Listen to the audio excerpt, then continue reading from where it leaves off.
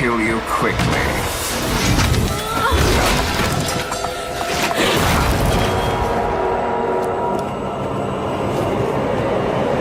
You will not live to see the dawn.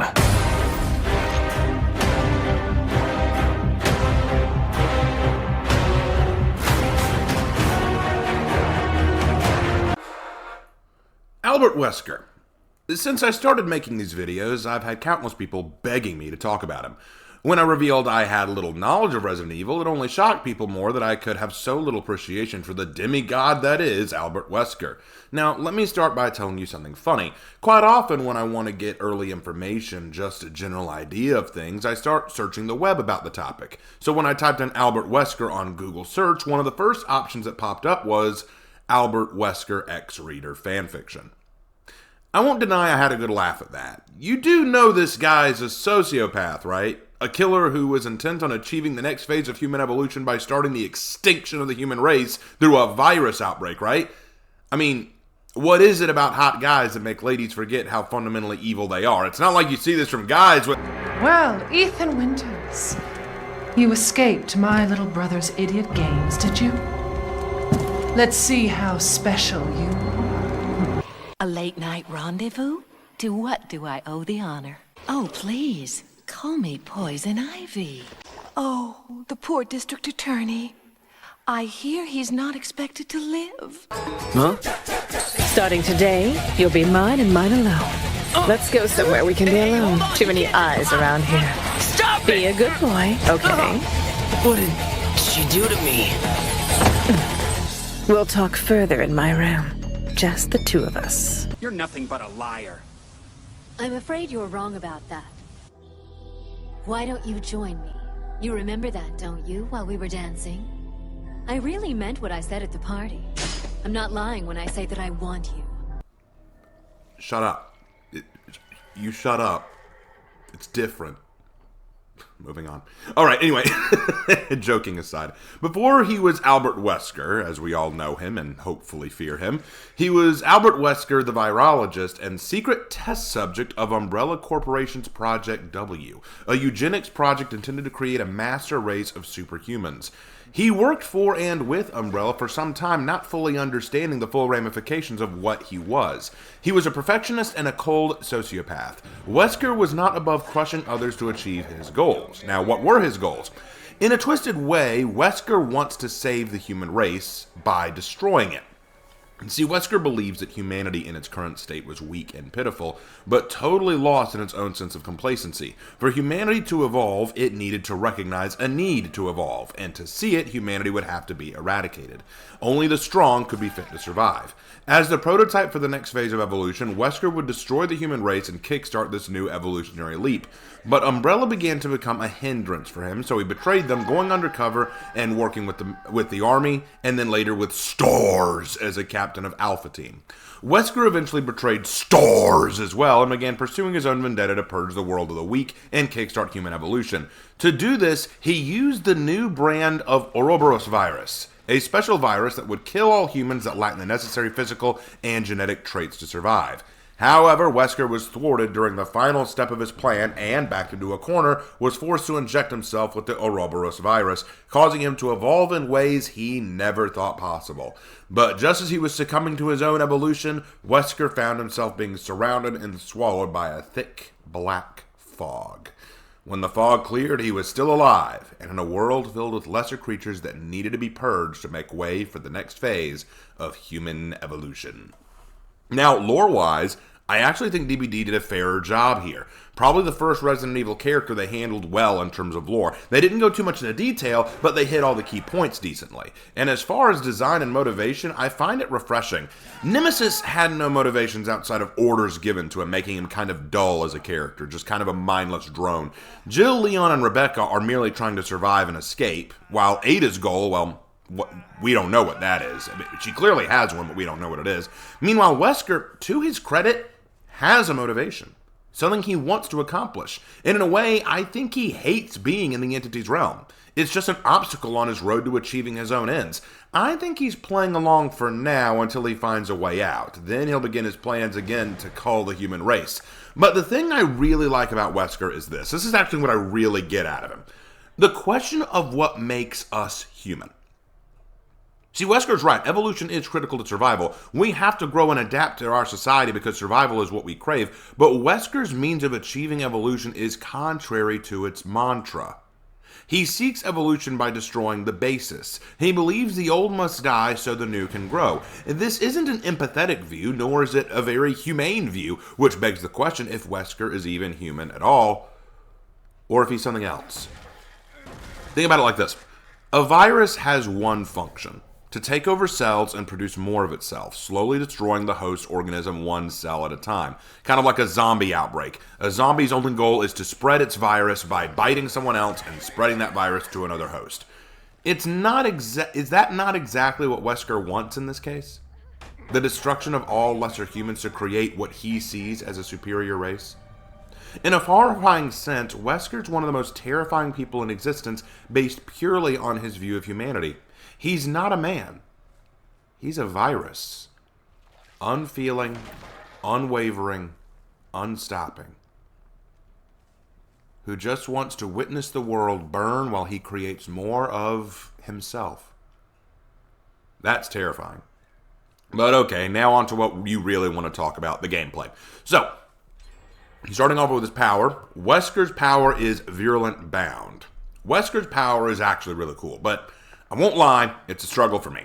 At the start of the trial, you have 2 tokens to this power. By pressing and holding the power button, you will charge Virulent Bound. While in this state, your movement speed is greatly reduced, but pressing the attack button will cause you to lunge forward in a super fast bound attack that consumes 1 token. If you press the attack button again within 2 seconds, you will bound a second time. When lunging, you move at 14 meters per second. If you hit a down pallet or vault location while lunging, you'll automatically vault it, but your secondary lunge will be canceled.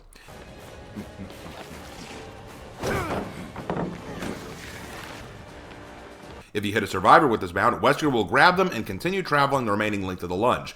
If you crash into an obstacle with the survivor will be injured and be infected with the Ouroboros virus.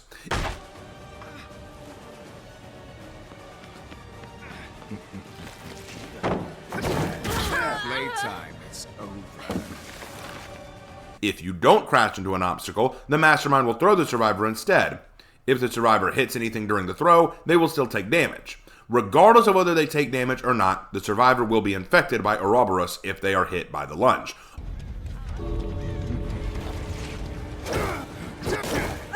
Playtime is over. Oh, and another cool fact, if the survivor is already injured, and you hit them with the Ouroboros attack, you will pick them up automatically. No need to wait on the ground and then pick them up there. You'll automatically pick them up. Pretty cool, right?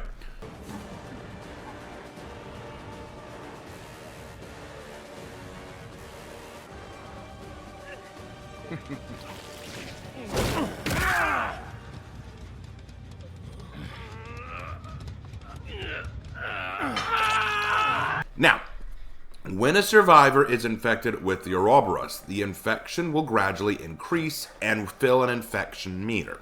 Once filled, if hit with the Virulent Bond again, even if healthy, they will automatically be picked up.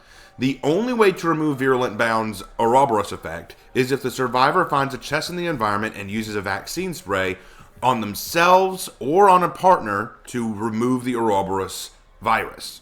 The can is good for 2 sprays, so it's recommended to hold on to it to use it on other survivors if you can. However, using the spray will cause Killer's instinct to give away your location to Wesker, so it's a double-edged sword. So, to put it simply, I think the power's very, very good. I just wish I were better at using it. It's a good power for chase, and I do think that it has a lot of versatility. I also like the use of the Ouroboros virus. It doesn't actually hinder the survivor's ability to do anything. It just puts a debuff on them so that if they do get hit when the meter fills up, well, they're going to automatically be picked up. It's not something that's too OP. I think Wesker is honestly just really good as he is. We talk a lot about characters that are either underpowered or overpowered. In Wesker's case, I think he's right where he needs to be. I think this set of powers just makes him really, really good. So I think that that's perfect. But now let's talk about his perks. I actually think that Wesker's perks are really good. They actually fit his character very well, and I wouldn't change them. His 3 perks are Awakened Awareness, Super Anatomy, and Terminus. Awakened Awareness. This perk activates when you pick up a survivor. While carrying the survivor, you can see the auras of all other survivors within 20 meters of your location. This is an outstanding perk, right up there with Nowhere to Hide. It's great for countering teams who are looking to make hook saves or running Sabo builds. I would recommend running this with Star Truck to really capitalize on it. Now, I didn't do it in any of the games I played because I was trying to get footage of all the perks, but I think that would be a very good combination.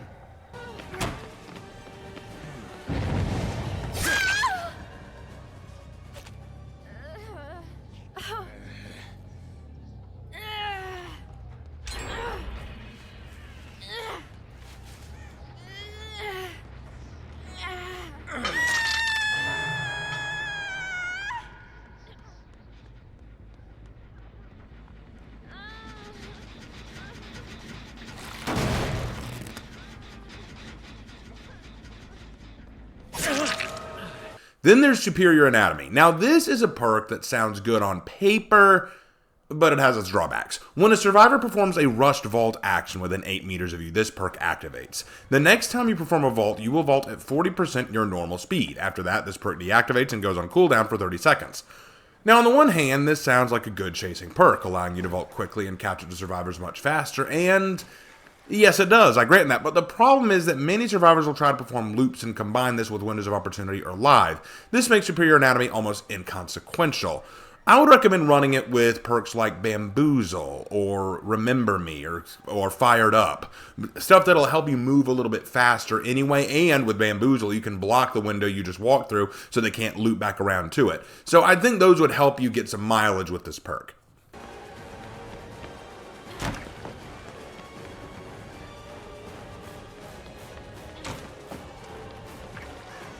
And then Terminus. This is a perk that can come in very handy if you've had a bad match, as it only activates when the final generator is finished. When the last generator is finished, all survivors that are injured, downed, or hooked suffer from the broken status effect until the exit gates are officially opened. Then the effect lingers for an extra 30 seconds. I like this perk as it can help turn the tide in a pinch, but I did discover 2 problems with it. The first is that if you've done so badly that all the survivors are still alive by the time this perk activates, then odds are good you'll have to slug the survivors to secure the win so they can't be healed out of the down state, ensuring you'll get the kill. The second problem is that most survivors will know exactly what you're doing once they finish the generator and everyone's broken, so they're going to try to divide your attention to get to either exit gate, and without good map control, that can be rough. I'd say combine this perk with No Way Out to make it even more effective. And if you want to throw in a No-Ed there, that works too.